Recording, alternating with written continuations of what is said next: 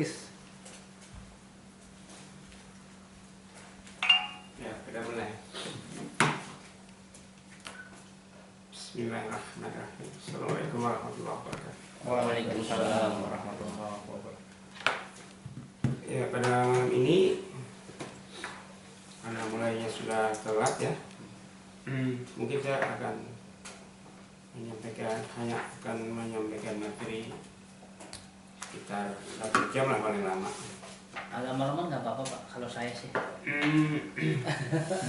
Ini Sama, 11 juga. ini video saya ketinggalan karena pindah tas, jadi ketinggalan. Ada video ini kurang lancar. Jadi itu kan kalau nulis juga materi nggak pakai spidol, otomatis tulisannya ya nggak tulisan ya. Tapi nggak apa-apa. Jadi saya usahakan secara lisan saja, terutama ya. Jadi pada malam ini kita akan membahas bahan ya, ini sudah pertemuan yang ketiga ya. Artinya pertemuan saya masuk pertemuan ketiga itu seperti yang sebelumnya saya katakan bahwa kita akan menyampaikan materi pengantar studi Al-Quran. Nah, itu sudah kita sampaikan 2 kali. Yang pertama itu dengan mengacu pada hadis kullu mauludin yuladu ala fitrah ya. Setiap anak dilahirkan dapat fitrah. Dihubungkan dengan surat An-Nahl ayat 78. Kemudian dihubungkan lagi dengan hadis Nabi yang mengatakan bahwa yang menjadi imam bagi manusia itu adalah ilmu ya. Jadi imam manusia itu adalah ilmu. Ya walaupun kita berimam pada manusia, sebetulnya kan tetap aja berimam pada ilmu. Misalnya dalam sholat katakanlah kalau seorang imam maju ke depan tanpa ilmu, bagaimana bisa dia menjadi imam? Gitu? Tetap aja dia harus berilmu. Maka itu sebetulnya imam yang hakiki itu adalah ilmu. Itulah yang menggerakkan kita, gitu kan? Menggerakkan, membuat kita berpikir, membuat kita merasa, otomatis mempengaruhi gerak kita, menentukan tujuan kita. Gitu kan? Ilmu atau kata lain, katakanlah bahasa umumnya itu pengetahuan. Jadi tanpa pengetahuan kita tidak akan bisa berbuat apa-apa. Ya itulah. Kemudian Nabi menegaskan bahwa kalau Nabi mengatakan al-ilmu imamul amal, maka ilmu yang dimaksud oleh Rasulullah tentunya Al-Quran ya. Nah, saya kira itulah sebab Nabi ingin menegaskan bahwa ketika beliau menerima wahyu pertama itu, ayat pertama itu Iqra. Perintah yang pertama itu adalah Iqra. Artinya perintah membaca ya. Perintah membaca atau perintah studi ya. Perintah belajar gitu. Perintah belajar. Dan saya tegaskan pada pertemuan sebelum ini, itu bisa di videonya ya. Bisa ditonton ulang videonya kalau belum nonton. Bahwa perintah Iqra itu belum titik. Jadi kalau kita membaca surat Al-Alaq, Iqra, kata Iqra itu, kata perintah Iqra itu belum titik. Baru bisa diberi tanda titik kalau kita membaca ayat pertama, Iqra bismi rabbika. Bener nggak? Coba dibaca Quran. Surat Al-Alaq itu ayat pertamanya bener nggak? Iqra bismi rabbika. Ya, surat Al-Alaq itu surat berapa? 96 ya? 96 ya. 96 atau 94? 96 kalau saya ingat. 96. Ya, coba. Ayat pertamanya gimana bunyinya? Iqra bismi rabbikal ladzi khalaq. Di situ titik ya, baru titik ya. Di mananya, Pak? Di sekolah konya. Ya, itu satu ayat kan? Iya. Yang saya tanya itu. Bukan Iqra sendiri seayat itu. Iya, jadi Iqra Bismi rabbikal ladzi bismi rabbikal ladzi khalaq. khalaq. Jadi kalau orang selama ini banyak yang menafsirkan Iqra dengan berbagai pengertian, ada yang bilang baca alam, baca kehidupan sosial bangsa pada waktu itu, baca macam-macam gitu ya. Nah itu salah. Berarti dia baru membaca Iqra sudah titik gitu. Sudah berhenti. Karena secara bahasa di sini baru bisa diberi titik. Misalnya di sini ya, kalau yang mau diberhentikan diberi titik misalnya di sini. Iqra bismi rabbika. Nggak cukup Iqra doang. Kalau Iqra doang belum berhenti gitu. Belum Iqra sempurna bismi rabbika. Nah, kalimatnya belum sempurna maksudnya. Kalau iya, hanya Iqra. iya, kalimatnya belum lengkap, belum sempurna. Baru bisa dianggap sempurna kalau sampai pada kata ismu rabbika ya, Iqra bismi rabbika. Nah ini jadi kalau mereka berhenti pada Iqra saja, mereka lupa bahwa Iqra ini ada huruf tambahan di sini, ada huruf tambahan ba. Jadi ini kan kata perintah ya. Iya. Perintah. Misalnya kalau kita mulai dari huruf dari kata kerja lampaunya, fi'il madinya gitu. Koro. Qara'a itu ditambah dengan bi. Iya. Qara'a Ya koro. bi. Qara'a atau yaqra'u bi.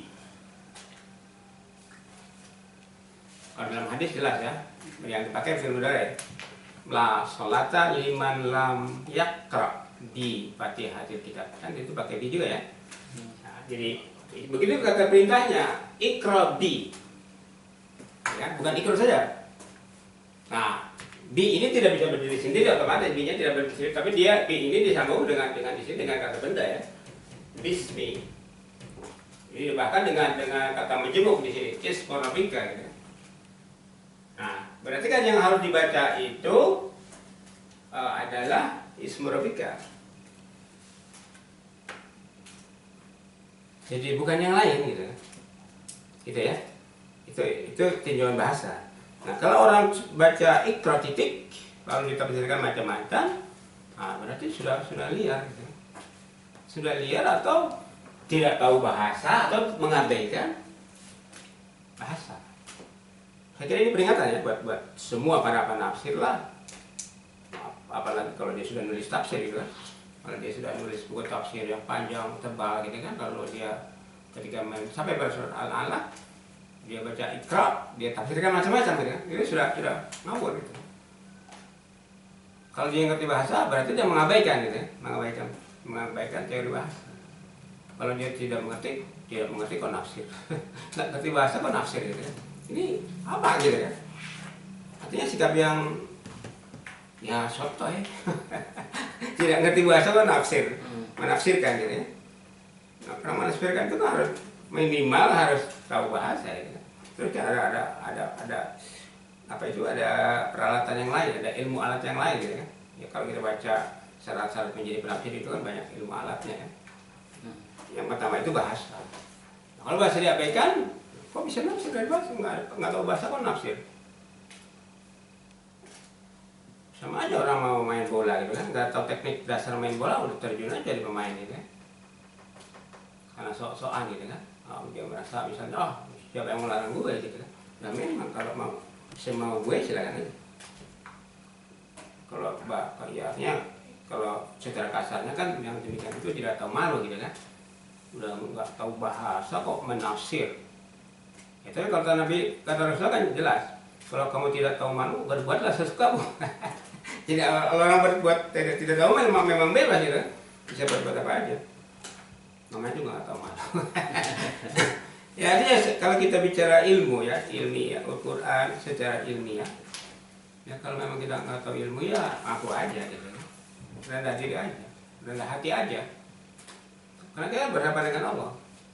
Bukan hanya berhadapan dengan murid bisa kan, dengan lawan bicara kita yang katakanlah kita tahu dia lebih bodoh dari kita gitu. Nah kalau kita tahu dia lebih bodoh dari kita dan kita sadar bahwa kita itu misalnya ketika menafsirkan sesuatu, menafsirkan Quran itu sebenarnya kita punya kelemahan. Kelemahannya itu ya tidak ngerti bahasa Arab gitu kan ya, tidak ngerti bahasa Quran itu sendiri. Tapi kalau kita menafsirkan, nah ini berarti kalau gitu kan apa? Tidak tahu malu atau diri. Berarti ketika kamu ke orang itu ngapain dia? Nipu gitu. Ya. Lu sendiri nggak ngerti. Emang dari mana datang makna kalau nggak dari bahasa gitu. Nah, ya. Jadi kembali kalau kita membaca surat Al-Alaq, Tidak, ketika baca ikra itu belum berhenti, belum titik. Baru boleh diberi titik kalau sudah sampai pada ikra bismi rabbikal ladzi khalaq. Apalagi kalau disambung dengan, kalau kenyataannya dalam ayat kan disambung ikra bismi rabbikal ladzi khalaq. Ya kan? Ikra bismi rabbika itu alladzi khalaq. Jadi ini alladzi khalaq ini, alladzi khalaqa ini adalah penjelasan tentang siapa Rabbuka gitu kan. Siapa Rabbuka itu? Rabbuka itu alladzi khalaq. Dia yang telah menciptakan. Berarti itu kan keterangan tambahan ya. Jadi secara ilmu bahasa boleh kita bikin titik di sini. Ikra bismi rabbika. Kalimat majemuk ya. Bukan kalimat majemuk. Ini apa jadinya kalau kita tahu? Benar nggak kalimat majemuk? Terdiri dari dua kalimat kan? Ya. Antara yang kalimat pertama tujuannya. Benar nggak kalimat majemuk? Bisa jadi kalau majemuk ya, nanti kita periksa lebih jauh ya. Gitu. Yang jelas itu memang seperti ada dua kalimat gitu kan. Jadi kalau mau bikin dua kalimat, ikra bismi rabbika, ikra bismi rabbika titik. Rabbuka huwa alladzi gitu ya. Rabbuka huwa alladzi khalaq. Ya bisa dianggap kalimat majemuk karena gabungan dua kalimat. Gabungan dua kalimat ya. Tapi tadi intinya kalau kita baca ikra saja itu nggak boleh berhenti ya. Nggak berhenti karena kalau berhenti berarti ada sesuatu yang ditinggal. Misalnya jelas kalau A itu harus digabung dengan B ya. Kalau A harus digabung dengan B, tapi tiba-tiba kita berhenti di sini gitu kan pada kalau A saja. Ya. Berarti ininya dibuang. Padahal ini mempunyai peran penting. Berubah ini punya peran penting. Saya katakan kemarin dalam nahwu itu ada yang namanya teori muta'addi bil ba'. Muta'addi bil ba' itu adalah gampangnya itu adalah satu penambahan rubah pada kata benda untuk menegaskan bahwa kata benda itu merupakan objek langsung dari kata kerjanya. Sehingga tidak ada objek lain gitu kan selain itu. Karena objeknya dipastikan oleh huruf ba itu. Nah ini teori sudah agak tinggi ya, nanti belakangan kita tanya. Itu kan sekedar untuk tahu aja gitu kan, untuk melengkapi keterangan supaya tidak ngawur. Ya, jadi itu ya. Jadi pada pertemuan yang kedua itu, ketika saya katakan bahwa kita akan menyampaikan materi pengantar studi Al-Quran.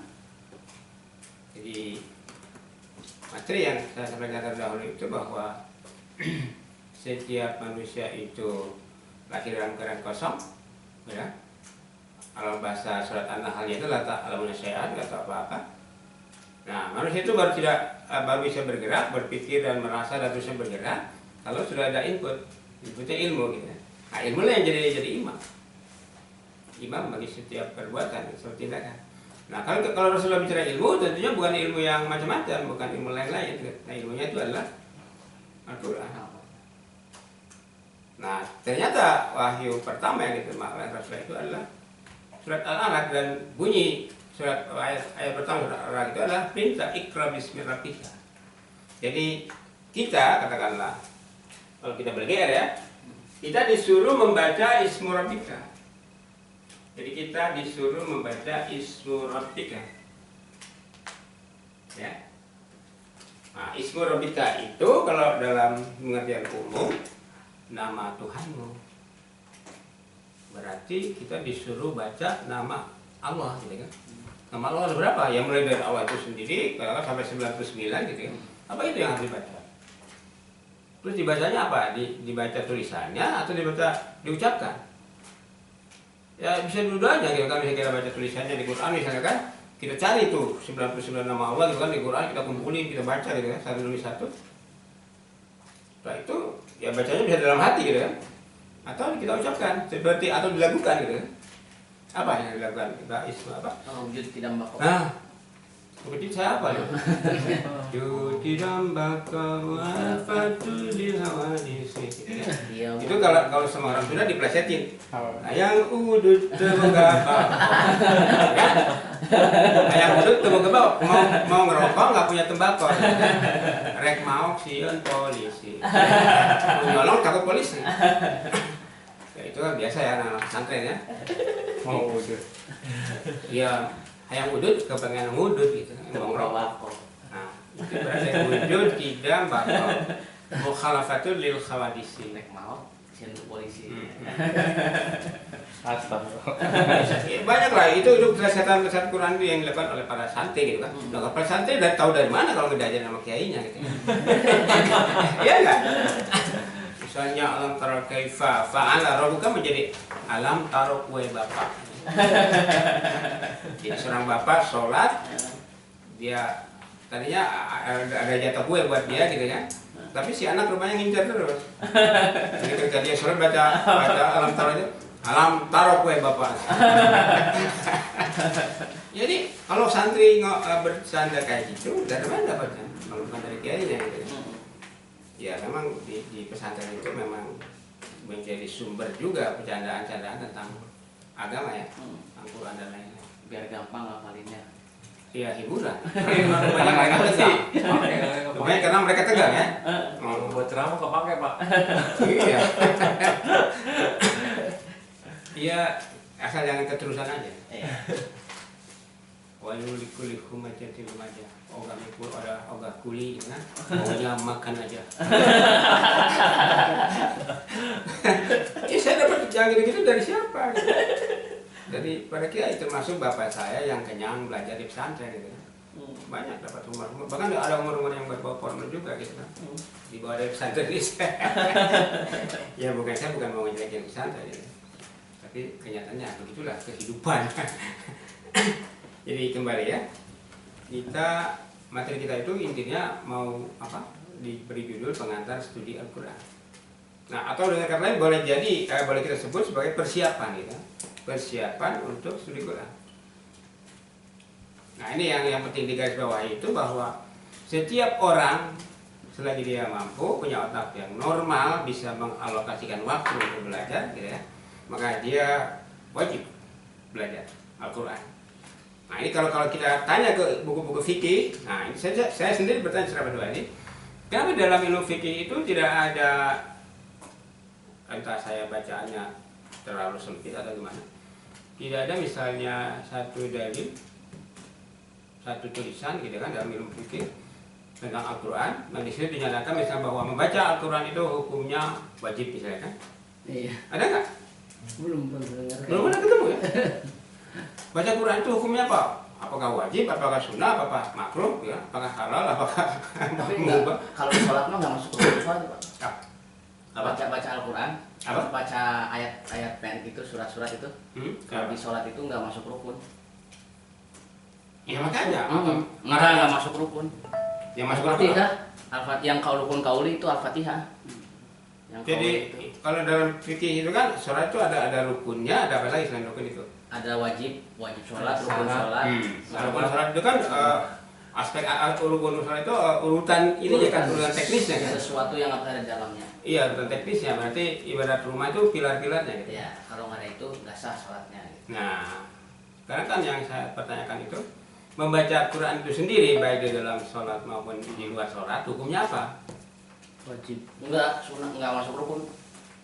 Kalau Hukumnya bukan rukunnya. iya artinya sunnah. Karena nggak masuk wajib, nggak masuk. Kalau nggak ada Al-Fatihahnya sholat nggak sah. Bukan baca surat itu, bukan Al-Fatihah. Al-Fatihah rukun. Al-Fatihah Quran, surat lain Quran ya. kan? Nah, surat lain itu sunnah. Jadi nggak baca Yang surat. saya maksud itu hukum membaca Al-Quran di dalam ilmu fikih itu apa? Tidak pernah ada pembahasan tentang itu. Tidak ada pembahasan tentang itu. Belum pernah dengar. Yang sering itu orang mengutip hadis yang mengatakan bahwa membaca ayat Allah itu setiap huruf dapat pahala gitu kan? Pahala 10 kali. Iya. Jadi man qara'a harfan minal Qur'an gitu ya. Fa alaihi hasanatun. Jadi Kalau dia baca satu huruf saja dari Al-Quran, maka dia dapat hasanah. Kalau laki-laki dapat hasanah, kalau perempuan dapat hasan. Hasanah yang dimaksud itu kebaikan, gitu ya. Hasan Majnun. Dapat kebaikan, tapi diterjemahkan menjadi pahala. Jadi baca satu huruf saja dapat pahala, gitu ya. Mendapat syafaat nanti ada hadis yang baca Al-Quran nanti dapat syafaat di akhirat. Iya, nanti Quran akan datang menemui kita, gitu kan. Nanti sesuai dengan hafalan kita. Kalau itu ada lain lagi. Ya, tapi yang saya pertanyakan itu dalam fikih kenapa tidak ada pernyataan bahwa baca Quran itu wajib, gitu kan? Sunnah apa Nah, sunnah. makruh apa mubah? Nah, Selama ini nggak ada ya Pak? nggak ada. Belum saya temukan, gitu kan. Sejauh saya membaca buku-buku fikih, belum saya temukan itu. Jadi pertanyaannya apa dong hukumnya, gitu kan? Apabila apa ya? Nah, kalau Quran itu adalah ilmu, gitu kan, yang harus dipelajari, harus jadi imam, kira-kira jatuhnya menjadi apa? Wajib harusnya. Wajib kan? Nah, ilmu fikih itu kan dibentuk dari Quran kan, dirumuskan dari Quran kan, ilmu fikih itu termasuk hukum yang 5 itu, ahkamul khamsah itu mulai dari awal, katakanlah mulai dari apa? Wajib, gitu kan, haram, sunnah, makruh, mubah dan lain-lain itu kan, dan yang 5 itu kan dari katanya dirumuskan dari Quran kan? Dari ayat larangan, ayat perintah, gitu kan, anjuran, gitu, jadi dirumuskan dari situ. Tapi tidak muncul, gitu. Tidak muncul dalam buku fikih. Seharusnya kan yang pertama ya, misalnya orang Sabtu harus belajar Quran, gitu kan. Nah, itu hukumnya wajib, gitu. Dan barangkali kalau sekarang ini bisa-bisa baca Quran itu menjadi fardu kifayah. Iya kan? Apa fardu kifayah? Kalau sudah ada orang lain yang baca, kita nggak baca apa-apa. Gugur. Karena sudah terwakili. Kewajibannya digugur. Iya, sama kalau kita ngubur orang, gitu kan. Kalau kita punya tetangga meninggal, tidak ada di situ, kan kita mau nggak mau ikut ngubur, gitu kan. Tapi kalau kita lagi di luar kota atau dalam perjalanan, ya udah kewajiban kita tuh terwakili orang yang ada di situ. Nah, itu yang disebut fardu kifayah. Nah, sebenarnya fardu ain itu kan mata, gitu. Ain itu mata, tapi dalam bahasa Arab ain itu bisa berarti pribadi, diri. Jadi fardu ain itu fardu kewajiban bagi setiap orang. Nah, kalau misalnya kira-kira kalau ada penegasan dalam ilmu fikih itu bahwa Al-Quran itu membaca Al-Quran itu adalah fardu ain, gitu kan, kira-kira berpengaruh nggak? Berpengaruh dong.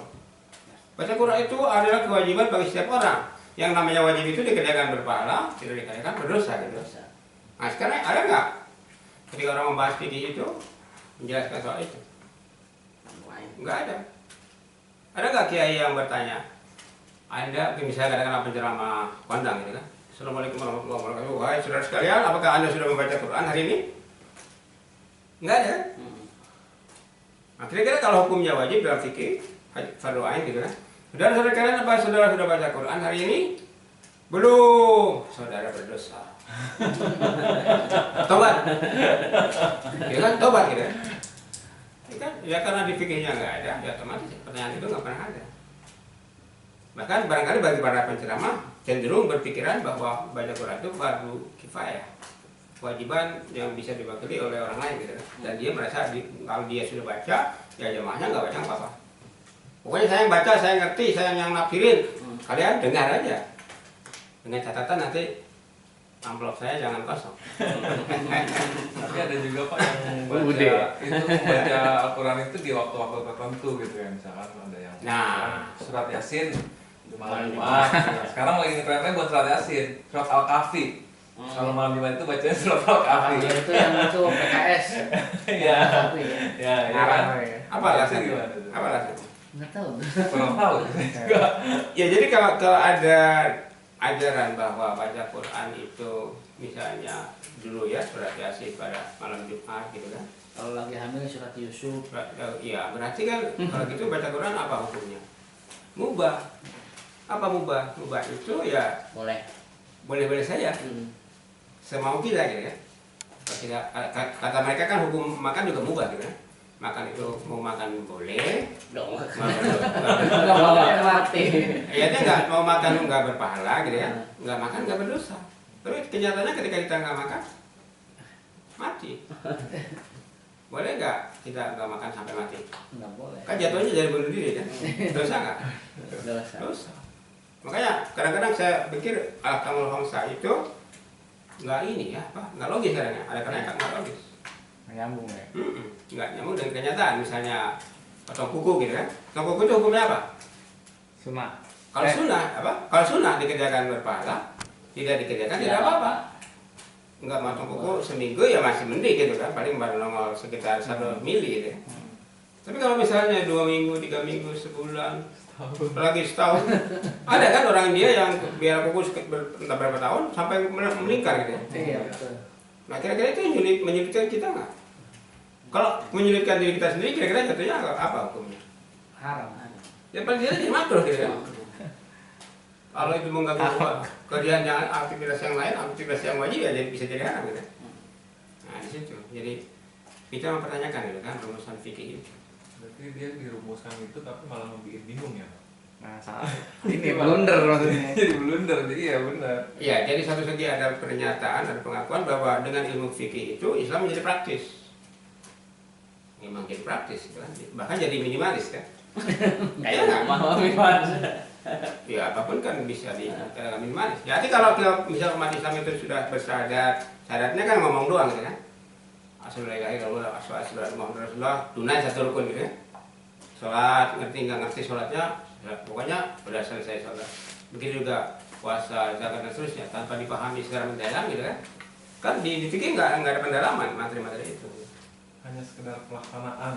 Nah itu yang dikatakan oleh praktis itu karena mengacu pada kerja gitu kan, ke praktis. Ya pergi haji asal pergi haji gitu kan sampai ke sono tujuannya apa nggak tahu gitu kan. Yang penting kan dapat pahala, udah rukun Islamnya apa sudah sempurna gitu kan. Ya sudah kalau sudah merayakan 5 rukun Islam sempurna. Itulah Islam fikih gitu kan. Islam fikih artinya Islam minimalis yang orang itu cukup kuat dengan hanya melakukan ibadah-ibadah ritual. Ini ya. Nah di sini kita mencoba mengkritisi hal itu. Bukan tidak menghargai ulama yang merumuskan ilmu fikih itu ya, bahkanlah yang terkenal mulai dari Syafi'i, Hambali, Maliki, siapa lagi satunya? Hanafi. Bukan kita tidak menghargai ulama itu gitu kan. Tapi kan masa kita harus menerima gitu aja gitu kan? Selama kita masih bisa berpikir, mengkritisi ya boleh dong bertanya. Karena jelas kata Allah dalam surat Al-Isra 36, la takfu ma laisa laka bihi ilmun. Jangan berpendirian, jangan membeku, jangan statis, jangan nerima begitu aja terhadap sesuatu yang kalian tidak ketahui ilmunya, tidak kalian ketahui secara ilmiah, gitu kan? Kalau bahasa kampusnya kayak gitu. Kenapa? Karena inasana al basar wal afidata itu apa? Gitu nggak ya? Saya lupa. La takfu ma laisa laka bihi ilmun. Inna sam'a wal basara wal afira ulaika kana anhu mas'ula. Jadi Surat apa Pak? Al-Isra 36. Coba diperiksa. Al-Isra berapa? Ayat 17 36. Coba supaya kita cermat ya. Demi kecermatan coba diperiksa dulu. Persisnya Al-Isra surat berapa Pak? 17. 17 ayat 36. Coba gimana bunyi ayatnya persisnya?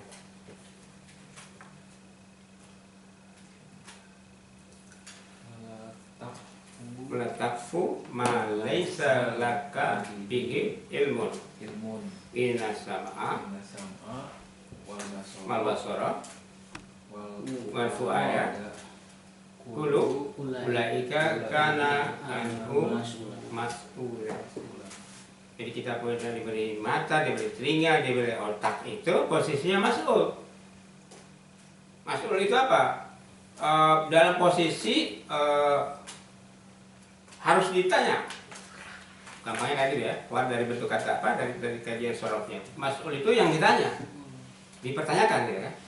Kita punya otak, punya mata, punya telinga, punya otak, itu dipertanyakan oleh siapa? Oleh Allah. Afala ta'qilun? Gitu kan? Afala tadzakkarun? Gitu kan pertanyaannya? Tidak berpikir. Gitu. Jadi otak nanyanya langsung ke otak, gitu kan? Karena otak itu kan yang memungsikan mata dan telinga, gitu. Karena kalau otak nggak kerja, mata juga bisa nggak kerja. Orang melihat ke depan, gitu kan, tapi otaknya kemana-mana, ada orang lewat apa dia peduli, ya kan? Orang lagi menghayal, ada orang ngobrol, apa dia peduli? Berarti yang pusat itu otaknya, gitu.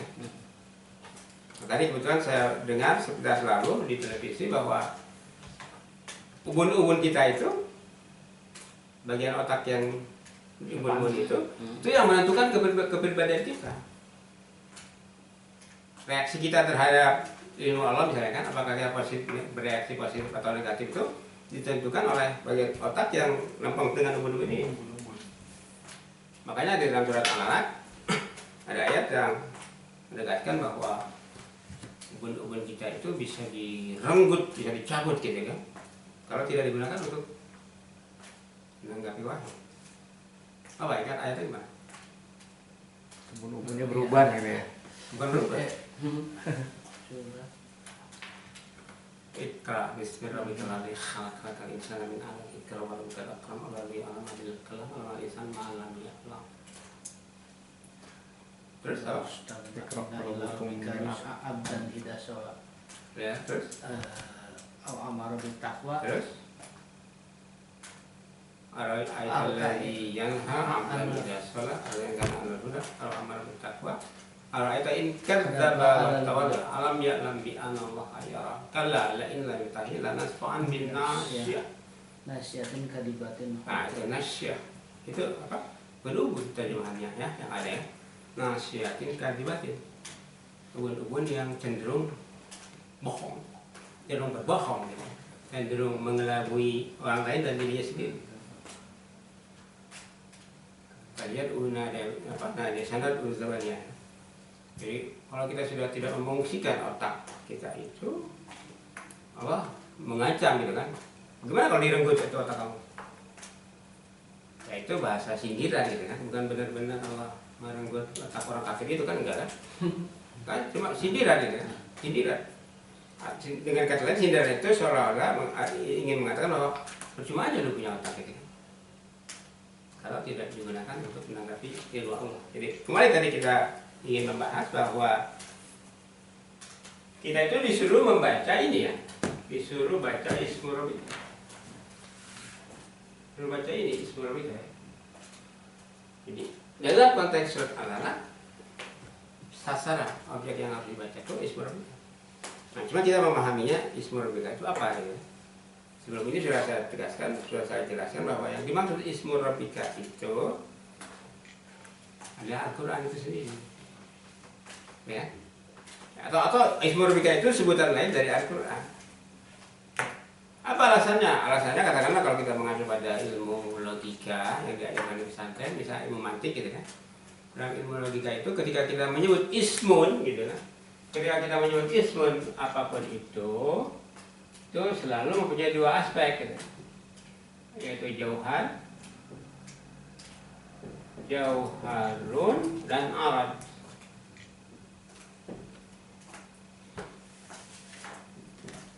Jauhar itu hakikat, arad itu identitas. Kalau misalnya ini kita artikan nama,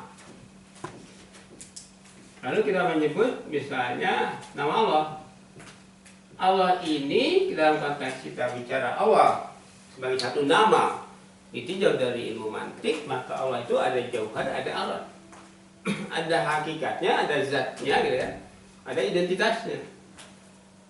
Kalau kita misalnya baca nama Allah gitu kan, berarti kan kalau kita membaca jauharnya, membaca di sini dalam arti memahami gitu kan, melihat dan sebagainya, bisa nggak kita melihat jauhar Allah, hakikat Allah? Bisa nggak? Nggak bisa. Nggak. Bisa nggak menghayal-hayalkan zat Allah? Nggak bisa. Nggak bisa. Nah, tapi kalau misalnya yang mau kita baca ini adalah alatnya, identitasnya, coba apa kalau kita mempelajari ilmu tauhid misalnya, identitas Allah itu apa? Ada itu sifat 20 itu. Bukan sifat 20. Kalau sifat 20 kan menggambarkan nama-nama Allah dengan segala sifatnya. Tapi kalau kita baca ilmu tauhid ya, bahwa kita mengenal Allah itu melalui apa? Itu biasanya mereka mengatakan melalui ayat. Melalui ayat, ayatnya ada ayat kauniyah, ada ayat kauniyah. Atau melalui dalil akli, dalil nakli, dan dalil akli. Dalil akli itu logika, kita apa? Dalil nakli itu adalah wahyu. Atau dengan kata lain, wahyu itu ayat kauniyah, ayat yang berupa firman, perkataan. Sedangkan yang lain itu ayat kauniyah, ayat yang berupa makhluk. Apapun yang dijadikan Allah, diciptakan Allah, makhluk Allah itu disebut ya al-kauniyah, sesuatu yang dijadikan Allah, kejadian. Nah, sekarang ketika kita membaca perintah Iqra bismi rabbika, yang itu adalah nama Allah, yang mau dibaca ini hakikat Allah atau zat apa atau apa itu? Identitas Allah. Otomatis yang bisa kita baca hanya identitasnya itu kan. Tak ada pengenalnya. Ibarat misalnya iman itu makhluk abstrak, tapi dia punya KTP. Saya hanya bisa KTP dia gitu kan. Bisa KTP dia. Lihat imannya nggak ada. Misalnya dia bisa menghilang gitu kan. Di hadapan saya timbul suaranya doang gitu kan. Kenalkan saya iman. Perlihatkan dirimu. Tidak bisa. Tanda pengenalmu aja deh. Oke, ini KTP saya. Tahu-tahu muncul ada KTP gitu kan. Itu yang saya baca gitu. Nah, coba Allah sendiri kalau kayak gitu gimana? Hari kamu ingin tahu diriku, hakikatku, tak bisa. Yang kau bisa itu lihat KTP ku saja, gitu ya, identitasku saja. Apa identitas yang diberikan oleh Allah kepada kita? Yang paling menjamin bahwa itu identitas dia apa? Al-Quran. Al-Quran, bukan pohon, matahari, bulan, bintang, kalau surya semuanya, gitu kan? Itu tahu dari mana kita misalnya tahu dari mana bahwa bulan itu tanda bahwa Allah itu ada, matahari itu identitas bahwa Allah itu ada. Dari mana itu jaminannya, gitu kan? Kan semua dijelaskan oleh Quran. Semua itu manusia baru tahu bahwa matahari, bulan, bintang itu ciptaan Allah kan dari Quran. Kamu dari kiai, kiai lu dapat ilmu dari mana? Kan dari Quran. Jadi kalau gitu identitas Allah yang terpenting itu adalah Al-Quran. Kalau konteks kita sekarang ya, kalau konteks nabi-nabi yang lain ya entah apa gitu kan. Nah, jadi ternyata melalui tinjauan ilmu mantik, ilmu logika versi Arab gitu ya. Ya, ilmu mantik itu kan merupakan saduran dari ilmu logika Aristoteles. Aslinya adalah mantik Aristi. Apa mantik Aristi? Mantik Aristoteles. Itulah yang diajarkan di pesantren menjadi salah satu ilmu alat. Untuk apa? Untuk memahami Quran. Entah itu sah atau enggak ya. Nanti kita akan pelajari berikutnya ya. Apakah iya ilmu mantik itu bisa menjadi salah satu alat untuk belajar Quran? Nah, tapi ternyata di sini bisa ya. Ya kalau bisa kita pakai, kalau enggak ya apa yang memakai? Jadi melalui ilmu mantik saja kita tahu bahwa Allah itu punya jauhar, punya alat, punya hakikat, punya zat. Ya, dalam masyarakat itu zat. Yang dimaksud zat di sini bukan zat cair, zat padat. Ya. Zat yang dimaksud di sini adalah sama dengan nafsu, diri. Kalau untuk manusia. Ini jelas. Yang dimaksud ismu rabbika ini adalah, jadi kalau gitu Iqra bismi rabbika itu apa? Iqra bil Quran. Bacalah Quran gitu. Itulah yang disampaikan oleh Jibril kepada Muhammad pertama kali dan seterusnya kan itu gitu kan, dicicil gitu kan. Cara bacanya gimana? Cicilan gitu ya. Bagaimana cara Nabi Muhammad baca Quran? Waktu itu kan bukan dalam bentuk tulisan ya, disampaikan dalam bentuk tulisan. Berarti baca yang dimaksud apa? Simak gitu kan. Perhatikan, hafal gitu kan. Dengar, ulang sampai dia hafal, sampai dia memahami. Kan ada hadisnya ya. Ketika Jibril datang itu Rasulullah ajarkan, setelah dia ngerti baru dia berpisah dengan Jibril, diajarkan kepada yang lain. Jadi Iqra itu mencakup dengar, ulangi. Nanti kalau memang harus ditulis, tulis, baca gitu. Terus ajarkan. Sehingga Rasulullah mengatakan berikutnya, khairukum man ta'allama al-Qur'an wa 'allamahu. Yang terbaik di antara kalian itu adalah yang mempelajari Quran kemudian mengajarkannya. Itu bagian dari pelaksanaan perintah Iqra bismi rabbika. Jadi pada dasarnya orang berdakwah itu kalau mereka sadar, pada dasarnya ketika mereka berdakwah itu adalah melaksanakan perintah Iqra bismi rabbika. Ya kan? Tapi karena mereka terputus dari pangkalnya gitu kan, akhirnya berdakwah itu untuk apa? Dakwah menyampaikan ajaran Islam gitu kan. Ajaran Islam itu terdiri dari ilmu fikih, ilmu pertama ilmu tauhid, kemudian ilmu fikih. Kalau tauhid itu adalah teologi gitu kan. Dalam bahasa Inggrisnya teologi, ilmu tentang Tuhan. Ilmu fikih ini apa? Ilmu praktisnya, kalau udah percaya pada Tuhan, kamu harus membuktikan kepercayaan itu dengan apa? Dengan berbuat apa? Nah itu bersadar, sholat dan selesai ya. Bisa kayak gitu.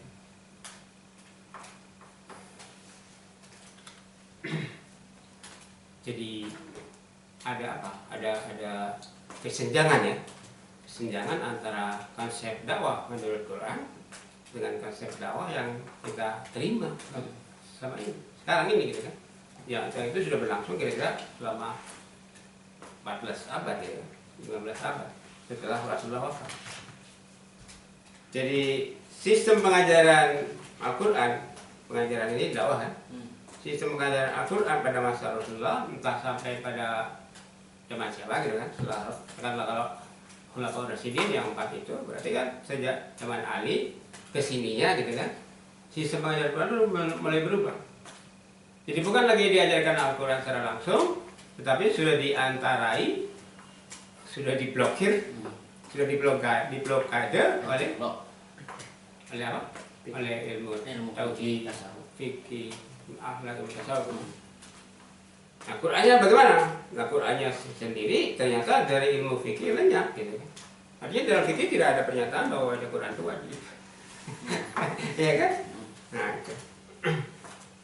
Nah, jadi kembali saya tegaskan bahwa pertemuan kita ini adalah dalam rangka mempersiapkan diri kita supaya kita bisa membaca Quran secara langsung. Gitu. Memahami secara langsung. Oh harus begitu? Ya, karena Quran itu adalah alat komunikasi kita dengan Allah gitu. Satu-satunya alat komunikasi kita dengan Allah atau satu-satunya wakil Allah di bumi ini sekarang ini hanya Al-Quran. Kalau pada masa Nabi Muhammad masih ada Nabi Muhammad juga sebagai wakil yang kedua. Nah kalau sekarang kan satunya wakil Allah itu cuma Quran. Nah terus memang para kiai, para ulama nggak boleh jadi wakil kedua seperti Nabi Muhammad. Ya boleh kalau bisa gitu. Boleh kalau bisa, tapi kalau nggak bisa, artinya kan di samping ulama yang benar, yang khair kan juga ada ulama su kan. Ulama yang jelek gitu. Kalau ulama yang jelek yang bagaimana? Berarti kan ulama yang jelek itu ulama yang menyimpang. Nah, coba bagaimana kita bisa memastikan bahwa guru yang mengajarkan kepada kita itu adalah bukan ulama su, ulama yang benar? Bagaimana kita bisa mengukurnya? Dengan Al-Quran. Nah, bagaimana kalau kita bisa mengukur dengan Al-Quran kalau kita tidak mengerti Quran? Ya kan? Makanya saya katakan bahwa dakwah itu pada hakikatnya adalah pembebasan. Jadi dakwah itu adalah pembebasan. Pembebasan dari apa? Pembebasan dari ketergantungan terhadap guru, itu yang pertama ya. Pertama, pembebasan dari ketergantungan terhadap guru. Emang bisa? Bisa dong. Misalnya di sekolah kita belajar ilmu matematika gitu kan. Kita belajar ilmu matematika pertama kan dari guru kan. Kalau kita sudah tahu, kira-kira masih tanya guru lagi nggak? Oh, enggak, rumusnya sudah jelas, sudah. Rumus biologi, rumus fisika, apapun gitu kan. Kalau kita sudah pelajari, sudah disampaikan oleh guru secara benar, kita baca, dapat bukunya juga gitu kan. Sudah. Makanya nggak ada orang yang balik ke SD kan. Ada nggak? Misalnya orang setelah lulus SD, setelah jadi sarjana, tiba-tiba dia lupa pelajaran matematika, pelajaran biologi dan lain, lalu dia kembali ke gurunya di SD misalnya, ada nggak? Nggak ada.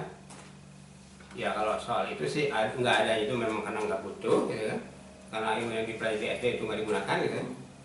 Atau karena memang dia tidak ingin tahu. Tapi dalam konteks Al-Quran, nah di sini seperti halnya kita mempelajari ilmu matematika, kalau sudah terima dari guru, udah kita pahami ya nggak perlu ngejar-ngejar guru lagi. Bahkan kalau guru salah dalam mengajarkan, misalnya kita bisa mengoreksi. Oh ternyata Pak Guru salah, mungkin dia lupa atau apa gitu kan. Nah, dari mana dia tidak tahu salah? Itu karena kita pegang bukunya kan. Karena kita pegang bukunya. Tapi sekarang ini walaupun kita Qurannya kita baca gitu kan, kalau kita nggak ngerti, yang ngerti hanya guru kita, ya otomatis ada masalah sedikit-sedikit tanya guru. Tiap tahun misalnya di televisi itu kan ke Mama Dede misalnya, pertanyaan berulang itu lagi gitu kan. Ketika puasa gitu lagi, masalah keluarga itu lagi pertanyaannya gitu kan. Kalau mereka mikir gitu kan, kalau saya memperhatikan gitu kan, mereka mungkin nggak memperhatikan. Sehingga kalau saya mendengar pertanyaan-pertanyaan itu, ya Allah, dari buat ini sampai sekarang kalau orang nanya kayak gitu dulu. Bagaimana kalau istri saya begini? Masalah fikir-fikir yang sepele gitu kan. Suami saya nikah lagi gitu. Iya. Tanyanya masih nikah, kawin ini. Selingkuh, masalah segala macam gitu kan. Coba kalau kita merasa beriman gitu kan, suami istri beriman, apa perlu ada permasalahan selingkuh? Nggak perlu gitu kan, nggak bisa terjadi gitu kan. Kalau itu terjadi berarti ada salah satu yang menjadi kafir gitu kan. Ya nggak? Suami istri tadinya mukmin, lalu tiba-tiba istrinya atau suaminya selingkuh, berarti yang selingkuh itu mukmin lagi bukan? Bukan, sudah kafir gitu. Apa perlu tanya Ustaz lagi? Kenapa nggak baca surat kawin aja? Ya kan? Kan masih ada di surat kawin soal selingkuh kan? Walaupun tidak disebutkan kata selingkuh gitu. Tidak menjalankan kewajibannya misalnya kan? Itu pertanyaan saya yang BBM Pak, yang lucu. Apa? Yang mana? Yang masalah kalau ditalak terus mau rujuk lagi.